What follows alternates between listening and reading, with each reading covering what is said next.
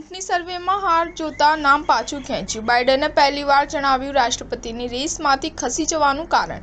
કહ્યું નવી પેઢીને મશાલ સોંપી. અમેરિકામાં રાષ્ટ્રપતિની ચૂંટણીમાંથી પોતાનું નામ પાછું ખેંચ્યા બાદ બાઇડને ગુરુવારે ઓવલ ઓફિસથી સંબોધન કર્યું હતું.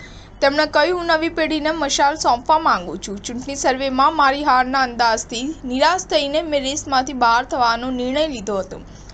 હું મારી સાથે મારા સાથી ડેમોક્રેટ્સને હાર તરફ ન ખેંચી શકું. તેમણે કહ્યું, નવી પેઢીને મશાલ સોંપવી એ આપણા રાષ્ટ્રને એક કરવાનો શ્રેષ્ઠ માર્ગ છે. હું રાષ્ટ્રપતિના કાર્યાલયનું સન્માન કરું છું, પરંતુ હું મારા દેશને વધુ પ્રેમ કરું છું. રાષ્ટ્રપતિ તરીકે સેવા આપવી એ મારા જીવનભરનું સન્માન રહ્યું છે, પરંતુ લોકશાહીનું રક્ષણ કરવું એ કોઈ પણ પદ કરતાં વધુ મહત્વનું છે. મને અમેરિકનો માટે કામ કરવામાં ખુશી થઈ છે. બાઇડને કહ્યું, અમેરિકાની સૌથી સારી વાત એ છે કે તેના પર કોઈ રાજા કે તાનાશાહનું શાસન નથી. અહીંના લોકો રાજ કરે છે. હવે ઇતિહાસમાં તમારા હાથમાં છે. અમેરિકાનું ભવિષ્ય તમારા હાથમાં છે. અમેરિકાના રાષ્ટ્રપતિ જો બાઇડન ગયા ગુરુવારે કોરોના પોઝિટિવ જોવા મળ્યા હતા. આ ઘટના બાદ તે સાર્વજનિક સ્થળો પર જોવા મળ્યા ન હતા.